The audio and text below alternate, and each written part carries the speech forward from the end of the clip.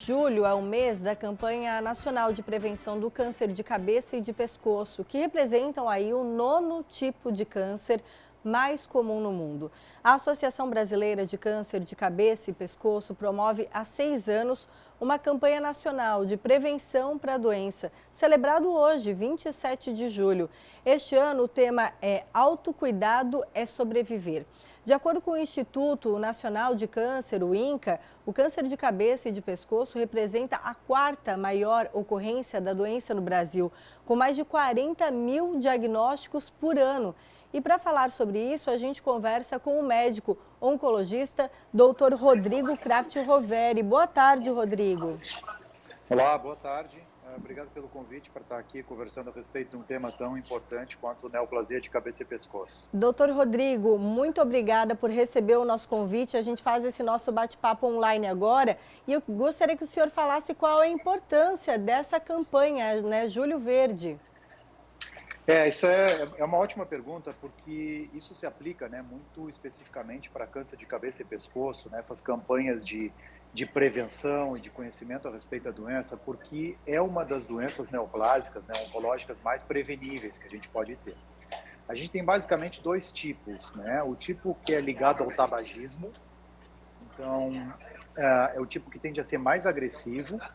Por câncer de cabeça e pescoço, a gente entende uma gama grande de neoplasias, por exemplo, neoplasia de língua, neoplasia de boca, neoplasia de gengiva, amígdala e assim por diante.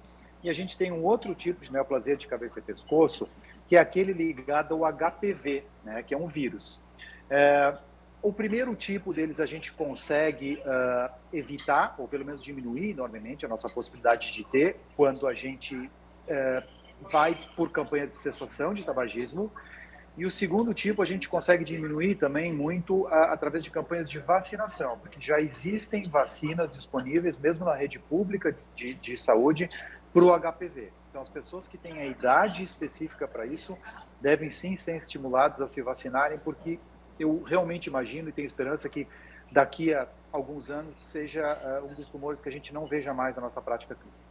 O senhor comentou aí, né, duas questões muito importantes, tabagismo e pelo HPV, que pode ser prevenido, né, é uma doença sexualmente transmissível, então depende da conscientização da população também, né, doutor Rodrigo?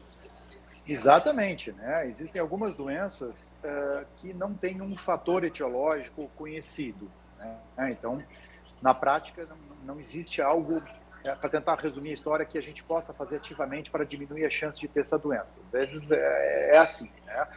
Que é exatamente o contrário do câncer de cabeça e pescoço. A gente se cuidando, né, não fumando e vacinando para o HPV, a nossa probabilidade de desenvolver uma neoplasia dessas, que é uma neoplasia bastante agressiva em boa parte dos casos, ela diminui enormemente. Doutor Rodrigo, o senhor comentou aí que podem ser vários tipos de câncer, né? Que podem Verdade. aparecer. Quais são os sintomas que a gente deve ficar alerta, pelo menos de alguns tipos, a qualquer sinal, procurar ajuda, procurar um especialista?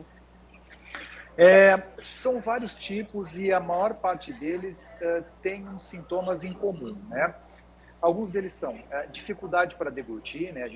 O paciente não consegue engolir direito, que está eventualmente aumentando o volume de algum dos linfonodos do pescoço, caroços, que se note aqui, principalmente na região do pescoço, uma ferida na boca ou na língua que não sara, né? E eventuais sangramentos por cima dessas feridas. Lembrando que o linfonodo, ele aumenta por qualquer reação inflamatória, então a maior parte das vezes não vai ser uma neoplasia. Mas aquele linfonodo em paciente fumante que não regride após alguns bons dias ou mesmo algumas semanas, é algo que deve ser levado a ser avaliado por um médico.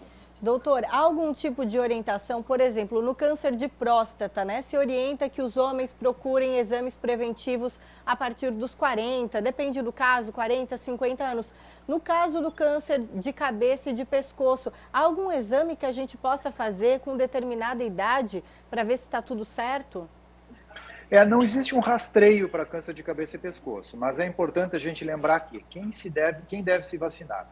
Meninas de 9 a 14 anos, meninos de 11 a 14 anos, e homens e mulheres imunossuprimidos, de 9 aos 45 anos, que vivem com HIV ou AIDS, transplantado de órgãos sólidos, ou medula óssea e pacientes oncológicos. Então, esses pacientes eles devem ser vacinados ou devem ser levados a ser estimulados a serem vacinados dentro desses critérios, isso aí vai diminuir enormemente a chance do paciente desenvolver uma neoplasia dessa natureza.